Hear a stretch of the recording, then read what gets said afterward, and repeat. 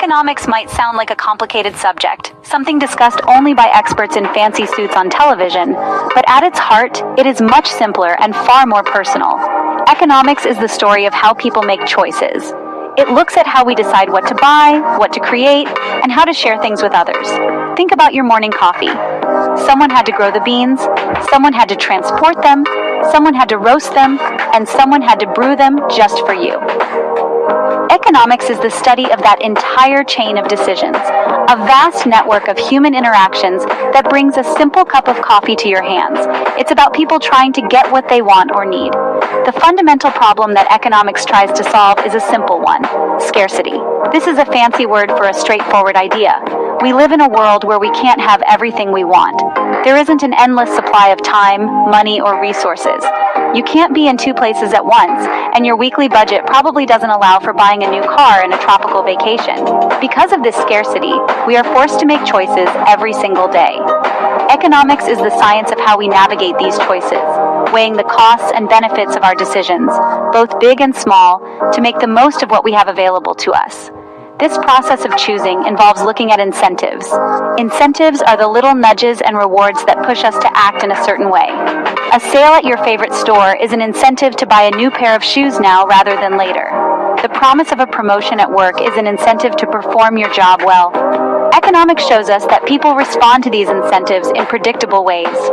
By understanding what motivates people, from the individual shopper to the giant corporation, we can start to understand why the world around us works the way it does.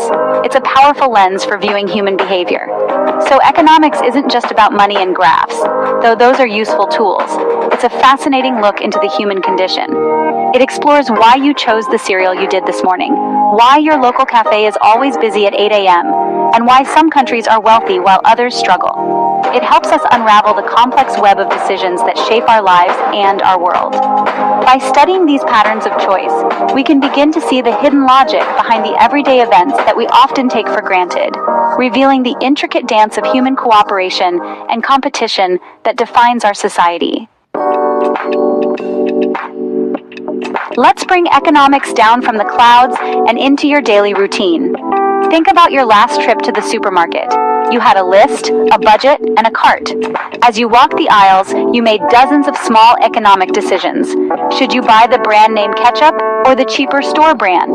Is the organic milk worth the extra cost? Do you have enough money for that tempting box of cookies? Each choice is a trade-off. You are giving up something, money, to get something else: groceries. This is economics in action, a personal calculation of value and cost that you perform without even thinking about it. The most famous concept in economics is supply and demand, and you are part of this dance every day. Supply is how much of something is available, like the number of avocados in the store. Demand is how much of it people want to buy. When a new popular video game is released, high demand, but there aren't many copies available, low supply, the price skyrockets. Conversely, when strawberries are in season, the supply is huge, so supermarkets lower the price to encourage more people to buy them. The price you pay for almost everything is a result of this constant tug of war between how much there is and how much is wanted. Your job is another perfect example of daily economics. You are supplying your time, skills, and effort to an employer. In return, your employer demands those skills to produce goods or services. Your salary is the price that is agreed upon for your labor in this market. If you have skills that are in high demand but are rare, like a specialized software engineer, you can command a much higher salary. This is why people invest in education and training, to make their labor more valuable and in higher demand, which directly impacts their ability to earn and live comfortably. Saving money is also a core economic decision.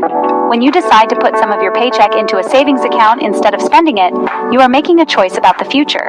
You are trading off the immediate pleasure of buying something today for the future security or opportunity that savings can provide, like a down payment on a house or a fund for emergencies.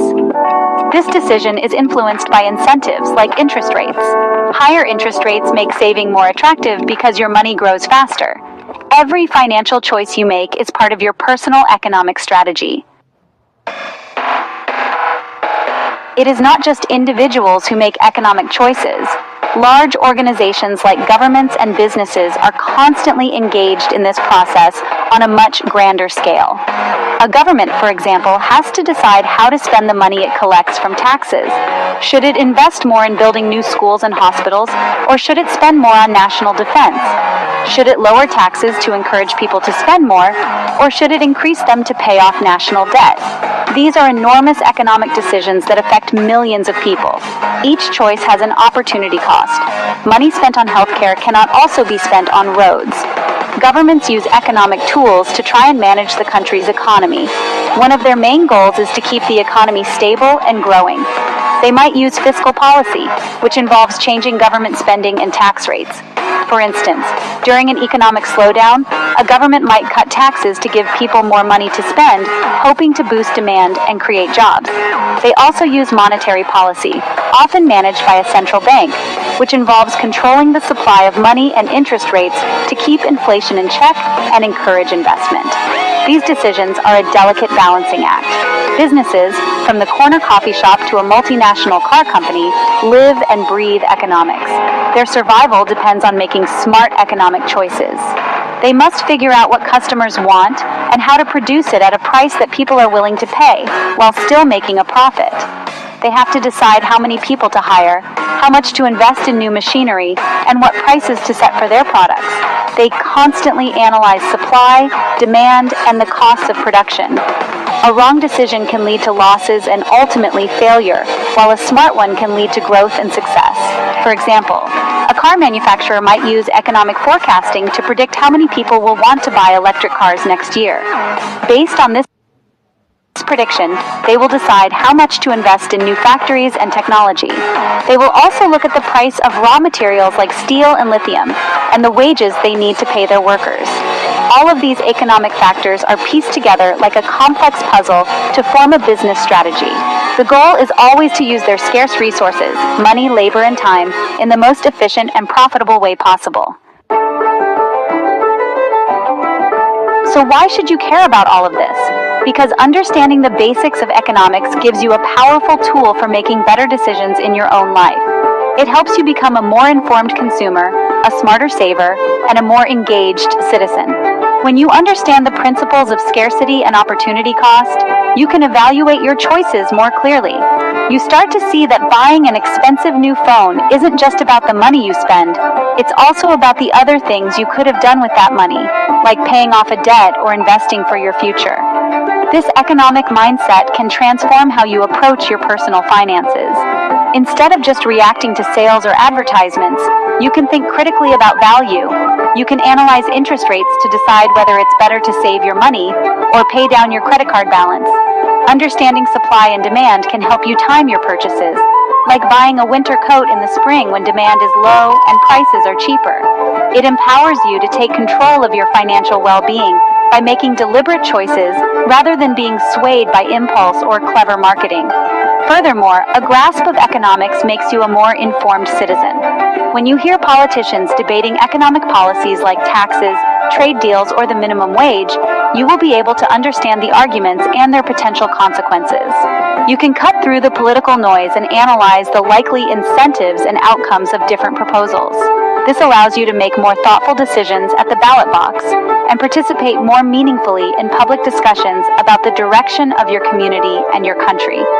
You can see the world with a clearer, more analytical perspective. Ultimately, economics is not about being greedy or obsessed with money. It is about understanding how the world works and how to navigate it effectively. It is a way of thinking that helps you understand the choices made by others and make better ones for yourself. By learning to think like an economist, you are equipping yourself with a secret weapon for life. You can decode the headlines, manage your money with more confidence, and appreciate the intricate and fascinating system of human cooperation that shapes our everyday existence. It's a skill that pays dividends for a lifetime.